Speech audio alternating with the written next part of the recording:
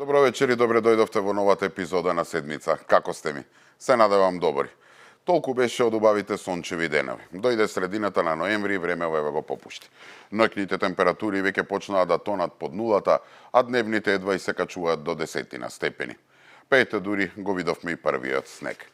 И сето тоа е нормално за овој дел од светската хемисфера. Нели доаѓа зима и најнормално е да се скрати денот, да има помалку сонце, да паѓаат температурите и слично. Но во Македонија е различно. Не дека не сме навикнати на ладно време и ниски температури, туку кај нас проблемот е дека секоја година со падот на температурите право пропорционално расте загадувањето на воздухот. Не помине ни една недела од кога залади, значи зимата уште не е ни почната, а Македонија веќе се гуши во смог и магла. Мерните станици за квалитет на воздух ширум земјава деновиве покажуваат концентрации на штетните честички во воздухот и по неколку пати повисоки од максимално дозволените. Да не навлегувам сега да ви објаснувам колкаво е присуството на PM10 или PM5 или 2 честички и слично, која е горната граница или така натаму, доволно е да излезете надвор на улица или да отворите прозори да земете длабоко воздух, па сами ќе се уверите. Само пазете кога ќе вдишувате, тоа си е на ваша одговорност, да не биде дека сум ве натерал намерно да дишете отров, па некој да ме тужи или не дај Боже да заработам кривична пријава за загрозување на општата безбедност. Значи високи вредности на загаденост се регистрирани во Гостивар, Кичево, Струмица, Тетово, Велес, Кавадарци и нормално во главниот град. За Скопје воопшто да не правиме муабет. Ние веќе си дишеме чисто отров со години. Еве веќе речиси 10 дена, главниот град на Македонија е меѓу 10 најзагадени градови во светот. Таму сме во друштво со градови како Лахор во Пакистан, Њу Делхи во Индија, Багдад во Ирак и слично. Се метрополи до метрополи, нели? И сега откако почнаа да излегуваат резултатите за квалитетот на воздухот и алармантните податоци за тоа колку е загаден главниот град, сите барем пробаа да се фатат во костет со проблемот. Невладините организации, главно по социјалните мрежи, почнаа да вриштат, а новата влада, за разлика од претходната, најави дека има акционен план за намалување на загадувањето. Таа ќе бара спас од енормното загадување на воздухот во когенеративните централи кои што ќе произведуваат електрична енергија и газ, за на тој начин да се намали употребата на дрвото, пластиката и нафтата за затоплување. Работиме интензивно, бидејќи најголемиот фактор за загадување е тоа што државата најчесто се користат за затоплување, но и останатото – масло, паркет, стари плакари. Тоа е околу 60% од причините зашто имаме загадување и висока емисија на PM2,5 и PM10 честички. И тоа не се решава преку ноќ. Имаме план да направиме неколку и на тој начин цениме дека барем за 60% ќе биде намалено загадувањето и почнуваме тоа да го развиваме. Тоа нема да биде скоро, можеби за 3-4 години од денес, бидејќи досега ништо не е направено. Но тоа е едно од начините како веднаш да реагираме и да правиме нешто за да го подобриме квалитетот на воздухот, изјави премиерот Мицковски. Тој најави дека во владата во моментов е во потрага по партнери кои што врз основа на пазарни услови, заедничко со нив, ќе вложат во систем на затоплување на домовите, што ќе се базира на согорување на природен газ, односно, нели рековме, когенеративни централи. Значи, владата има каков таков план и е искрена дека проблемот кој се таложил со децении и никој досега не презел ништо, не може да се реши преку ноќ. Ќе треба некое време. Ама важно е барем од некаде да се трне. Значи, невладините реагираат, секоја со своја идеја. Ете, владата обелодени дека има план како да почне да се справува со хроничното загадување на воздухот, додека најповиканата за овој ужасен проблем со кој се соочува Скопје и скопјани, градоначалничката Данела Арцовска, како да пропадна во дупка. Или како да изеде маглата. Никаде ја нема. Ниту да зуцне, ниту да предложи нешто, па еве и нека излезе и нека пцуе и обвинува како што вообичаено знае да прави. Небе скрос ја нема, како да ја лапнале она пиратите од култниот филм Магла или чудовиштата од екранизираната книга на Стивен Кинг со истиот наслов. Скопје и денеска меѓу 10 најзагадени градови во светот, според податоците на платформата IQR. Во главниот град, штетните PM честички се повеќе од 3 пати над дозволеното. Смогот и лошата миризба во која се гушат скопјани ги крена на ноза сите, освен градоначалничката Данела Арцовска. Нема ниту трага, ниту глас од неа да каже дали и што ќе преземе како мајка на градот. Таа иако ветуваше безброј проекти, еколошки автобуси, бесплатен јавен превоз, чистење на депонии, пешачки зони. Јавноста не виде ниту мерка, ниту проект за почист воздух во Скопје. Екоактивистите алармираат дека загрижувачка е состојбата со амбиенталниот воздух. Апелираат Арсовска да се разбуди од сонот и итно да преземе мерки за да се спаси главниот град. Скопје не може да гледа веќе само интервентни мерки, еве дојде зимо, пари да се заштитиме. Тоа е како да пиеме аспирин за главоболка, ама секој ден не боли глава и никако да ни текне дека од нешто друго ни доаѓа главоболката. Ние одма мора да издвоиме огромни средства од буџетот за замена на сите грејни тела кои што се горуваат дрва или не дај Боже гадежен шут. Дали тоа би било на домаќинствата, дали тоа би било на сите државни институции кои што користат се уште мазут или нафта за загревање. Според Јовановски, надлежните институции изминатите десетина години речиси ништо конкретно не превземале за да ги заштитат граѓаните од отровниот воздух. И тоа кошта илјадници изгубени животи. Иако во предизборната програма Арсовска гласно убедуваше дека Скопје ќе го направи модерно, зелено и чисто, со нови паркови, спортски зони, пешачки патеки. А како главен проект за градоначалничката беше и набавка на 250 еколошки автобуси. Но ништо од ова не реализираше. Уште во првите 82 дена од мандатот јас веќе најавив повеќе пати дека ќе се пристапи кон одстранување, односно кон чистење на сите диви депонии во градот Скопје, особено на оние кои што во моментот се горуваат опасен отпад. Ќе набавиме 250 еколошки автобуси, ќе го олесниме пристапот до јавниот превоз, со бесплатниот и со квалитетниот јавен превоз, како што кажував и досега, се очекува намалување на користењето на автомобилите и намалување на самиот сообраќаен метеж.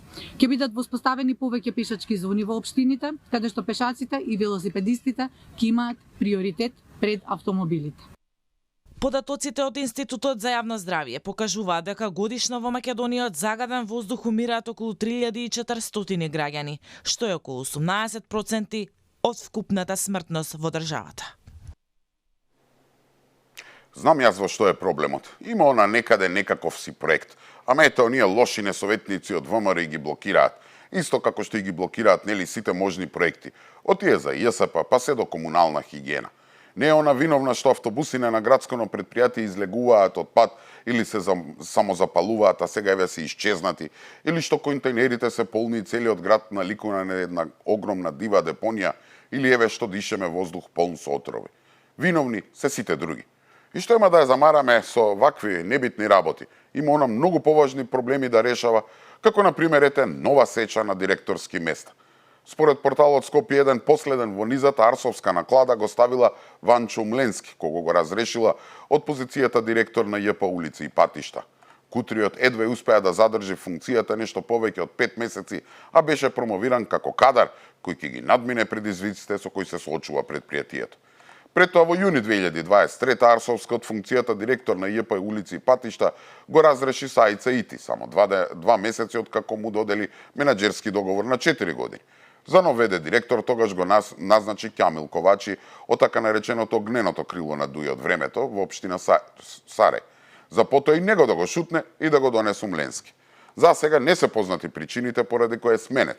Впрочем, исто како што појма немаме зошто ги разрешуваше и сите претходни директори на сите јавни предпријатија, вклучувајќи нели и нејзината најблиска соработничка Козана Мазнева. Да не ви се верува, Арсовска за нецели 3 години од својот мандат има сменето дури 30 директори што самата си ги поставуваше. Смени и 3 секретари. За сега ете да го врати Зоран Глигоров, кој во јавноста беше познат по тоа што го пријавуваа во полиција за разни работи. Мислам дека за цел свој мандат Арсовска ќе биде запаметена само како градоначалник рекордер по назначување и именување директори. Ништо друго. Јас навистина не знам што побогу работи во овие изминати 3 години. Еве да не бидам само јас. Сами направете една мини анкета и скопјани сами нека кажат дали знаат барем за еден проект што Кутрата го остварила од почеток до крај. Море не мора ни од почеток, еве нека го наследила, ама барем да го истерала до крај. Ништо. Барем ветери, магла и облаци да ветуваше, ете може ќе се спасевме. Како трнала да се кара со сите, да ги разрешува сите, мислам дека на крај самата себе си ќе се разреши од позицијата градоначалник.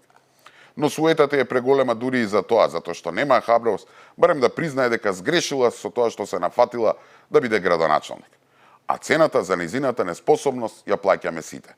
Ја плаќаме ние скопјани, но ја плаќа и ВМРО ДПМН затоа што ја поддржа за трката за градоначалник. Ниту пак пробувам да се амнестирам за грешката наречена актуелна градоначалничка на Скопје. И колку таа мене ме чинеше, и колку политички куршуми примив, и колку лично ме разочари, ги разочара Скопјани. Сократ рекол, животот без познание вистински не вреди. Очигледно оваа лекција е научена и сега знам дека на Скопје му треба човек кој ќе обединува и кој има визија, кој ќе има емпатија и ќе пулсира со градот, кој ќе умее да ја негува душата на градот и ќе решава проблеми. Не го знам името на нашиот иден кандидат за градоначалник на Скопје затоа што тоа е прерано. Но го знам карактерот на личноста која ќе ја избереме. На Скопје не му требаат експерименти, туку докажани луѓе.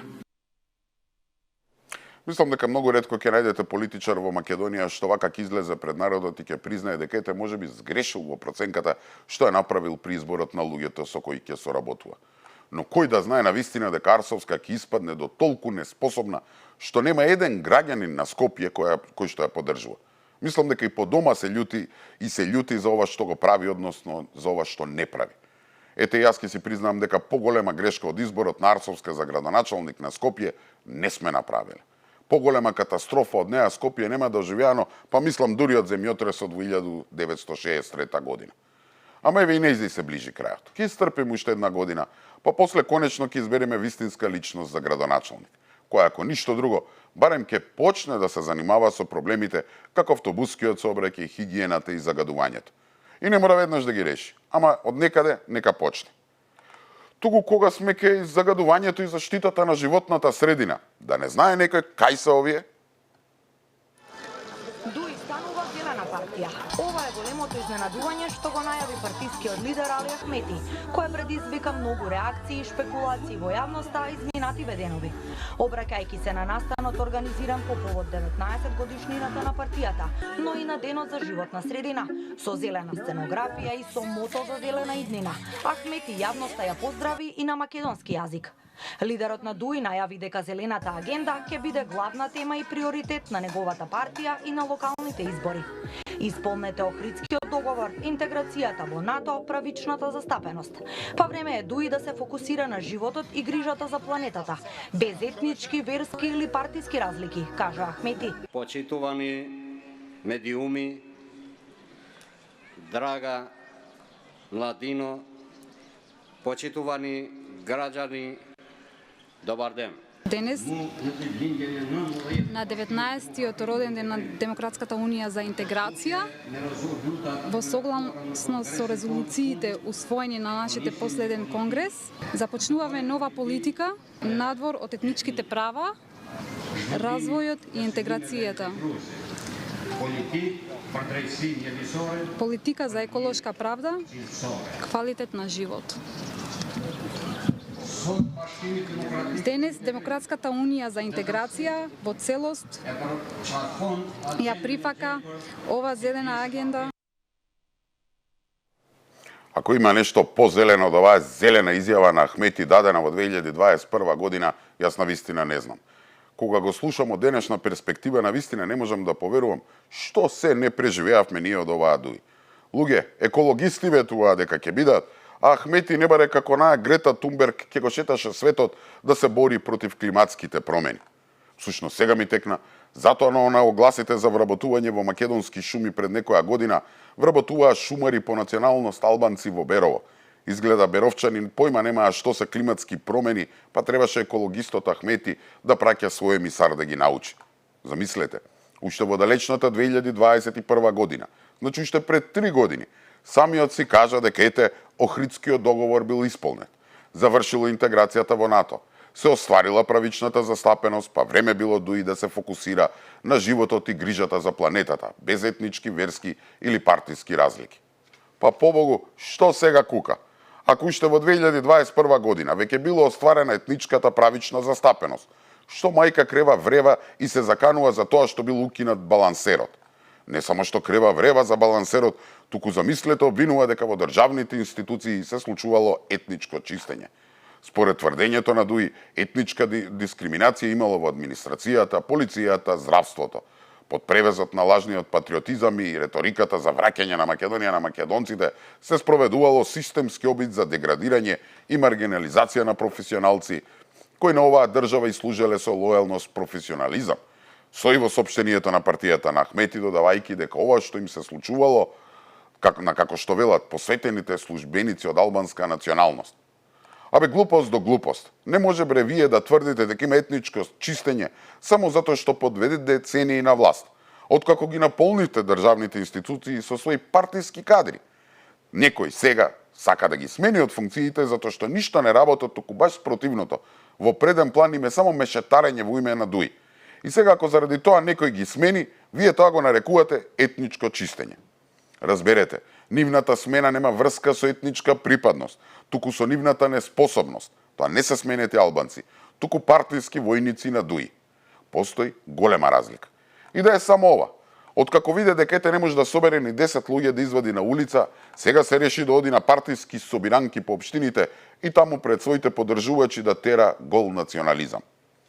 Вечерва средба со народот организирана до гранокот на ДУИ во Шуто, Ризари, разговаравме за понижувањата, отпуштањата на албанците, обидите за укинување на албанскиот јазик, балансерот и рушење на сите достигнувања на албанците пред очите на прекршителите на волјата на албанците влен. Али Ахмети ги увери членовите, симпатизерите и граѓаните дека по никоја цена нема да толерира уништување на постигнатото со многу жртви. Не информира од партијата во Мала Речица. Абе, солзи да ви течат. И тоа не е се. Ако некој го допре албанскиот јазик, силте албанци ќе се кренат на нозе. Ахмети ете ни испорача и нова воинствена закана. Изгледа овој човек стварно никако не може да се соочи со фактот дека ниту е веќе командант на УЧК, ниту е командант во владата, а прашање е дали е се уште командант и во самата ДУИ. Не може да се соочи со фактот дека неговите граѓани, односно албанците во Македонија, на последните избори решија да го испратат во опозиција. И сега наместо да дава команди, тој треба да дава одговор или отчет, или со други зборови, треба да го плаќа цехот за се што правел тој и неговите сопартици во изминативе декади. Например, да одговори како неговите внуци преку ноќ станаа милионери, или кој е ќарот на груби со проектите од над 2 милиарди евра за автопатите, или бизнисите што ги тераа со државна лотарија, Соравија, Евровија и слично. Затоа не му се зборува. Кога веќе го спомнува албанскиот јазик, прво што сакам да го прашам, што не беше толку воинствен во изминатите години, кога бугарите секојдневно го негира и се уште негираат македонскиот јазик? Зашто, на пример, неговиот министер за надворешни работи, командант Бујар Османи, после сите можни навреди од страна на бугарите, еднаш не излезе пред јавноста и не им кажа во лице: не го чепкајте македонскиот јазик, цел народ ќе ви се крене на нозе. Што не реагираше кога после францускиот предлог и пред онаа фарса наречена прва меѓувладина конференција меѓу Македонија и ЕУ, нели Бугарија испрати писмо до сите европски држави дека не го признава постоењето на македонскиот јазик.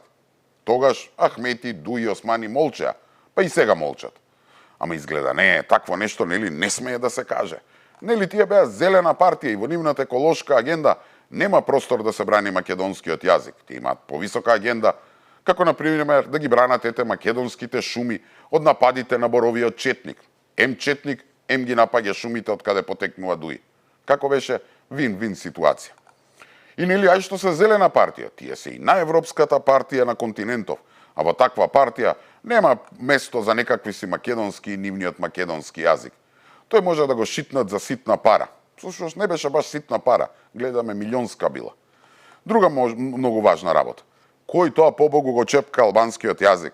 Неговата употреба е многу прецизно вградена во уставот на Македонија. И токму како дел од рамковниот договор, кој нели моравме да го подпишеме под нишанот на пушката, а за кој ете Ахмети уште во 2021 година призна дека е целосно исполнет. Сега тоа што за да го срушите ВМРО ДПМН и за да направите коалиција со Заев, да го смените името, на времето да си донесовте закон за двојазичност, кој е спротивен на уставот, за тоа не сме ние виновни, ниту уставниот суд. Вината е ваша. Требаше да мислите каква иднина има еден таков закон за кој сите уште на времето ве предупредуваа дека е неуставен. Ама што има тоа врска? Нели идат локални избори и мора да смисли ДУИ што да зборува, затоа што како што трнале, не само што нема да имаат ниту еден градоначалник, нема да им остане ниту една обична местна заедница да водат. Мотивација и мобилизација на најаденото и дебело членство пред предстојните локални избори, а не реален повик за протести. Ова според делот аналитичарите се всушност заканите на лидерот на ДУИ Али Ахмети, кој во оча и страв ги упатува на адреса на власта, а и самиот е свесен дека во редовите на партијата нема гладни и незадоволни членови кои што ќе излезат на улица. А Ахмети стана особено гласен заради одлуката што Уставниот суд треба да ја донесе за примената на законот за употреба на јазиците. Во меѓувреме, голем дел од членството на ДУИ се прелеа во влен, а на стаклени нозе му се кичево и струга со тамошниот градоначалник Мерко, па од тука Ахмети нема голем избор за обидна мобилизација на и онака распаднатата партиска структура. На Али Ахмети му останува единствено нешто да проба да го мобилизира своето членство, а и тоа тешко ќе му оди затоа што огромен дел од тоа членство е најадено, напиено, здебелено, полно со средства и ресурси, а знаете како викаат, обично немири и протести прават гладни луѓе или тешко незадоволни од ситуацијата и состојбата во општеството. Недозволиво е лидери на политички партии да му сугерираат на Уставниот суд како да одлучува, а уште помалку судот да потклекне пред заканите, појаснува Ристевски. Уставниот суд не смее да биде воден од политика, гневна политика, политиканство и желби на политичките партии. Самиот Уставен суд има една задача да го брани словото на законот и словото на уставот. И тоа е тоа. Изјавата на премиерот Мицкоски дека веќе навикнавме ДУИ да представува фактор на нестабилност ги налути интегративците. Упатија остри критики за политиката на владеачката ВМРО ДПМН. Според нив, власта сака да го избрише албанскиот јазик, да го отстрани срцето на Охридскиот договор и ја блокира интеграцијата на Македонија кон патот на ЕУ, доколку повеќе во себе не гледаат никаква вина за создавање на биполарна држава и паралелни институции. Напротив, за се тоа според Ахмети виновна била актуелната гарнитура на Илинденска. Кој ја дестабилизира државата? Тие што му наредуваат на Уставниот суд да го отстрани срцето на Охридскиот договор, правото на етничко самоидентификување, или тие што го почитуваат тоа право за сите граѓани?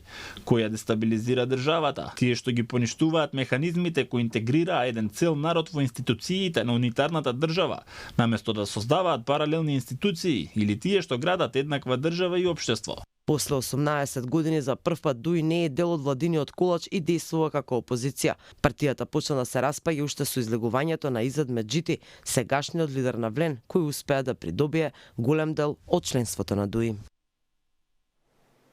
И не се само експертите, абе и оној само прогласениот лидер на опозицијата, председателот на СДСМ Венко Филипче, ги оцени овие изјави на Ахмети како политички фолклор. Вели, нема простор за страф и паник. Ако Филипче и СДСМ, кои со години изигруваа спотер и беа како статисти во претходната влада, собраа храброст да им свртат на ДУИ грб, тогаш на вистина веќе ништо не им останува, освен да пукаат во празно.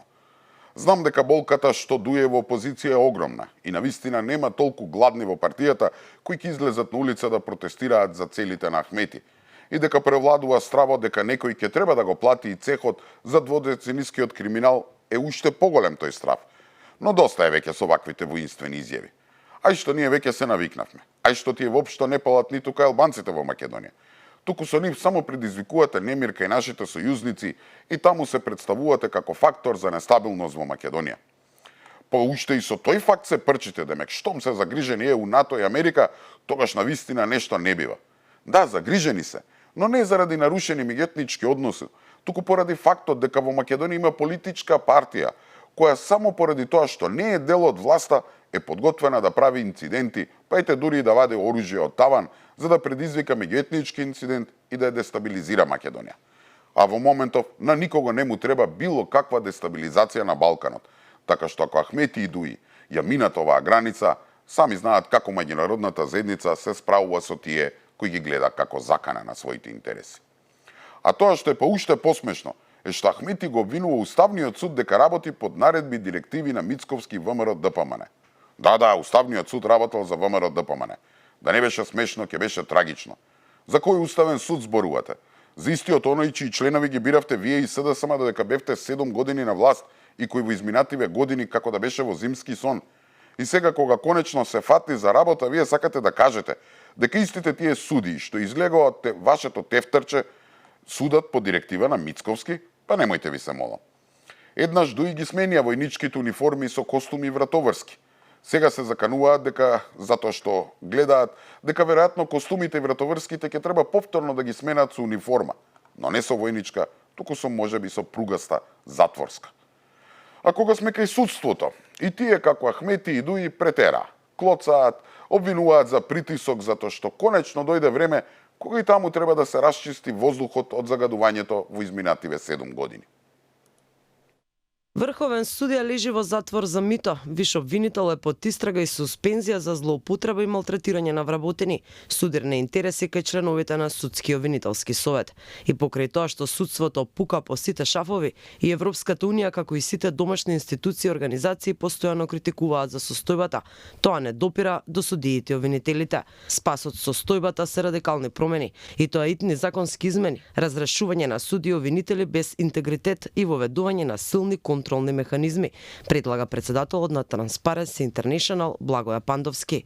Промена на законите за суди, законите за јавни обвинители, законот за судски совет, законот за совет на јавни обвинители.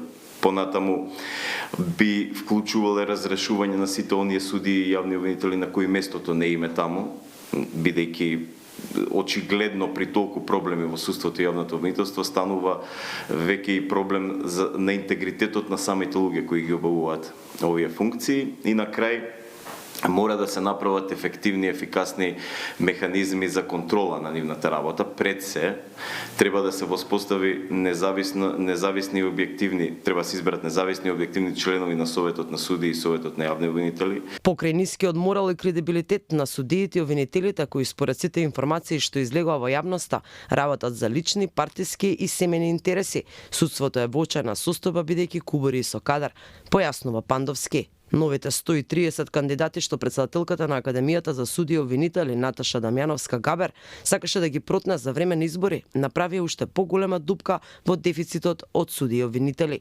Системот е каша попара, а тоа е забележано и во последниот извештај на Европската комисија, коментира председателот на Transparency International. Ваквата ситуација, надоврзана со тоа дека фалат околу 162 суди за судството да функционира нормално, околу 100 обвинители, рачунете дека 60 суди веќе и треба од постоечките да додат во пензија, што уште повеќе ќе зголеми кризата за недостаток на суди.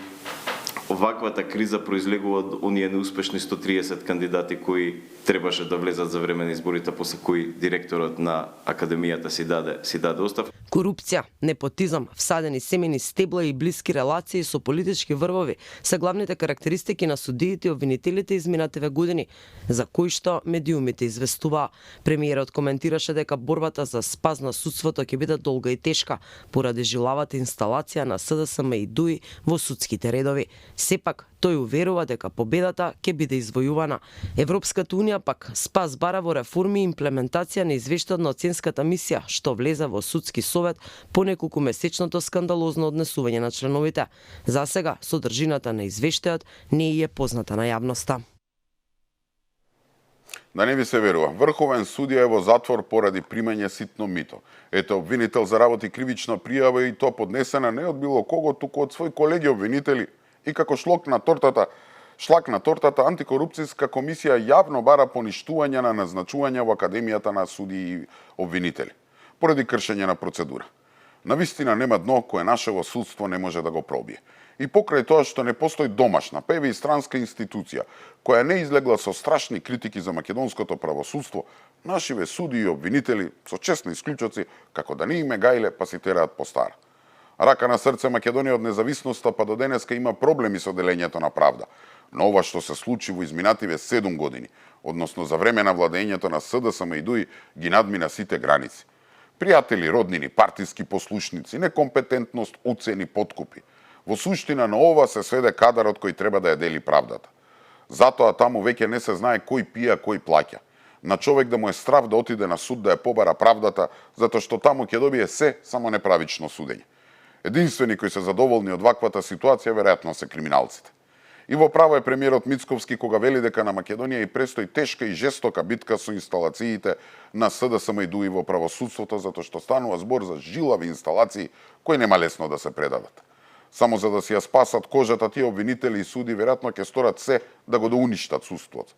Замислите, во изминативе 5 месеци од доаѓањето на новата власт, во моментите кога се спремала некоја акција или се барала брза реакција, некои од обвинителите одма добивале стомачни проблеми, главоболки, температура, а не да е Боже ако требало да се гони некој од минатата власт. Мислам дека тогаш ако треба ќе измислате некој нов смртоносен вирус. И на сето ова, кој излезе да ги брани? Дуи Ахмети, кој цели 2 децении газеа врз се што се нарекува правда и правна држава, па сега имаат лице да излезат и кажат дека барањето на премиерот за итни реформи било притисок врз судството, злоупотреба на власта и со тоа се стеснувал просторот за делување на опозицијата. Па немојте ви се молам. Изгледа оние 2% што му веруваат на судството, сите до еден се изгледаат членови на раководството на ДУИ и СДСМ или се нивни поддржувачи кои се сега под истрага за украдените милиони и милиони евра. Луѓе, без независно судство нема владење на правото. Од Македонија никогаш нема да биде вистинска држава.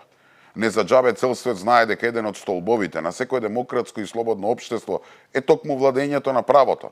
Врз тоа се темелат сите вистински слободни држави. Заради малку филмови и документарци сме се изнагледале за тоа како работат, например, судовите во Америка и во Европа. И не случајно првото поглавје за кое се преговара со Европската Унија се фундаменталните вредности владење на право. Така што на крај џабе ќе биде и име што дадовме, џабе ќе биде и сети бугари да ставиме во уставот, без независно судство нема никаде да мрднеме. Замислете само да ги почнемете преговорите со Европската Унија и го отвориме ова поглави. Што ќе покажеме? Срам ми е дури и да помислам. Така што како што дојде време да се фатиме за работа и да почнеме да го расчистуваме воздухот од загадените и штетни честички, така време е и да го подотвориме прозорот во судството. Море широм да го отвориме и да се ослободиме од штетниците кои го кочат развојот на Македонија. И тука мислам дека е веќе време да одмориме со еден блок реклами. Останете така, се враќаме веднаш.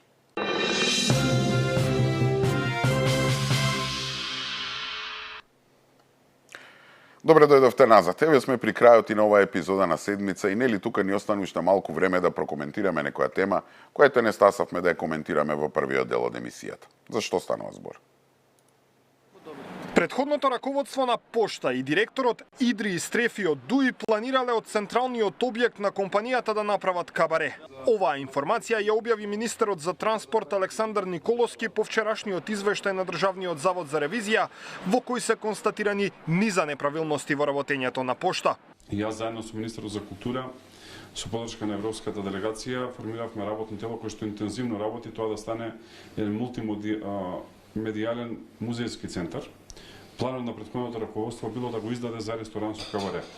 Според министерот, претходната власт сакала целосно да ја уништи Пошта. Дај Боже, на претходната власт намерата да била приватизација на Македонски пошти, иако јас не се слагам со тоа, но нивната цел не била ни приватизација на Македонски пошти, туку била пропаѓање на Македонски пошти и отварање на неколку приватни пошти. Побара од надлежните институции да ги проверат лиценците кои се доделуваат на приватни компании за давање поштенски услуги. Би сакал да го повикам Државниот завод за ревизија и обвинителството да испитаат и работата на Агенцијата за пошти, која што треба да е регулаторно тело, но е се освен регулаторно тело, и да видат како се издавани лиценци за работење на приватни пошти кои што работат буквално од подрум. Извештајот кој вчера го објави Државниот завод за ревизија веќе е предаден во Републичкото обвинителство и е доделен на јавен обвинител. Тој според информации на Сител, согласно наудите од извештајот, потоа предметот се очекува да му го додели на обвинителството по чија надлежност се евентуалните злоупотреби. Ревизорите утврдија дека иако Пошта тоне во долгови и загуби, директорите лани си ги зголемиле платите. Според извештајот, работата тргнала надолу во 2017 година и од тогаш постојано има загуби. Најлоша била 2022 кога Пошта влегла во минус речиси 4 милиони евра. Лани едва 60% од пратките биле доставени на време. Над 70% од фирмите и 40% од граѓаните биле незадоволни од поштенските услуги поради нередовна и несоодветна достава. Да не би се верува, од историски објект кој представува врвно архитектонско дело и дел од културното наследство на Скопје, СДСМ и ДУИ сакале да си прават кабаре. Поголема илустрација за тоа како претходната власт се однесуваше со целата држава нема. Ние мислевме дека за нив све се сведуваше само на трошење народни пари за кафеани, А еве гледаме дека тие сакале се да биде како што треба, па баш во стилот како во улиците на црвените фенери, додека се товеле со бифтеци и скапо виски, сакале да гледаат и кабаре представа каде ете жени во подвезици ќе кревале нозе. Реков, нема подобар пример за односот на претходната влада кон државата и народните пари. И сега во иста недела, кога видовме како тие се однесувале со државната каса, замислете, нивниот лидер излегува на пресконференција и изразува загриженост за буџетот за следната година. Над 200 амандмани на предлог буџетот за следната година поднесе опозицијската СДСМ. Во пресрет на комисиската собраниска расправа која започнува утре, лидерот на партијата Венко Филипче на пресконференција ја обвини власта за нереална распределба на буџетските средства. Според него новата влада не вложува во младите, земјоделците, образованието. Се крати на капитални инвестиции во клучните сектори, а единствено вели се зголемуваат долговите. Прво предлагаме зголемување на платите во јавниот сектор, особено во образованието, полицијата и кај пожарникарите. Ова се клучни позиции каде треба да се мотивираат вработените, а со тоа да се подобрат условите за живот. Конкретно во Министерството за внатрешни работи предлагаме покачување на платите за 20%. Очекувам да покажат добра волја и да ги поддржат овие амандмани, поради тоа што овие амандмани се исклучиво направени и така ги предлагаме за да им користат на граѓаните и на нашата економија. Председателот на СДСМ се осврна и на унгарскиот кредит, кој според него нелогично се употребува. Според него не требало да се повлече цел заем уште пред да почнат да се трошат парите, а спорно вели е и тоа што граѓаните ќе враќаат долг за приватни компании. Филипче тврди дека македонски банки давале поповолни каматни стапки од тие кои земјава ги доби од Унгарија. Тоа значи дека кога некој граѓанин би отишол да купи или стан или кола, го земе кредитот и станот или колата му дојде следната година. И тоа нема никаква домаќинска логика. Не знам зошто премиерот и владата вака недомаќински се однесуваат со ресурсите на државата и со парите на граѓаните. Зошто не беше премиерот и владата фер да кажа дека каматата нема да биде само 3,25%, туку ќе биде многу повеќе, а сега во овој временски период и значајно повеќе од тоа што реално може да се најдат пари на пазарот и преку комерцијалните банки. Со критики за предлог буџетот се огласија и од ДУИ. Главните забелешки на опозиционерите се за јавниот долг, буџетскиот дефицит, како и намалувањето на средствата во некои сектори. Кога слушам како СДСМ збори за буџетот и народни пари, ми личи како на она пред 3 години кога ДУИ зборуваше дека ќе станела зелена партија. Замислете ви се, молам, СДСМ има лице да зборува за буџетот и да кажува дека е загрижена заради трошењето на народни пари. Истото она СДСМ, со кој се поврзува струмичанецот Крмзов и сомневањето за криминал од 15 милиони евра или сомнежот за 2 милиони евра злоупотребени од екс-раководството на МЕПСО за спонзорирање на спортски клубови, или можеби она СДСМ, во чие време 70 милиони евра беа фрлени во канта за ѓубре само затоа што ја менуваат трасата на автопатот Скопје Блаце, или уште 3,2 милиони евра потрошени од касата на фондот за иновации за фантом проекти. Загрижено за народни пари изразува онаа партија чија министерка за култура заработи кривична пријава и за злоупотреба на речиси половина милион евра државни пари за изградба на универзална сала. Она истото СДСМ за кое само неколку месеци откако падна од власт во јавноста излегоа афери за злоупотребени над 100 милиони евра од државниот буџет. Она СДСМ чиј скандал поврзан само со МЕПСО е вреден речиси 2 милиони евра, кога нели спонзорира фитнес сали и клубови, а да не зборуваме тоа што истото тоа МЕПСО ете отпишувало долг од 14 милиони евра, од и должници биле синот на Муса Џафери и други фирми блиски на СДСМ и ДУИ. И сега тоа СДСМ изразува загрижено за тоа како ќе се трошеле народни пари и ќе ни држат лекции за тоа каков буџет и требало на Македонија. Тоа ли СДСМ ќе кажува дека новата влада не вложувала во младите, образованието, земјоделците и дека крателе пари за капитални инвестиции? Па уште и предлагаат амандман со кој ќе се предвидувало зголемување на платите за 20% во полицијата, образованието и пожарникарите. Чекајте бе малку, не бевте вие на власт до пред 5 месеци? Зошто во буџетот за оваа година нема предвидено ниту едно зголемување, а не па зголемување од 20%? Или па зашто во изминативе 7 години не им ги покачивте платите? Кое лицемерие? се однесуваат како пред 5 години да паднале од власт, па сега ќе држат лекции за тоа како да се трошат пари. Немојте ви се молам. Прво да расчистиме со тоа колку пари се украдени, стопени, isцицани од државниот буџет, тие што го направиле тоа да одговараат пред суд, па после поднесувајте колку сакате амандмани. Може? Или уште подобар предлог. Ај вратете ги сите оние стотици и стотици милиони евра што се украдени, па нив ете ќе ги искористи новата влада за покачување на платите на сите во државата, не само наставници и полицајци. Мислам дека така ќе има доволно пари, па дури и ќе ни останат и некој автопат да направиме. Мислам дека тука е веќе време да ја завршиме и оваа епизода на седмица. Се надевам дека го задржав вашето внимание. Со Господ напред, се гледаме за една недела, во исто време, на исто место. Имајте пријатна вечер.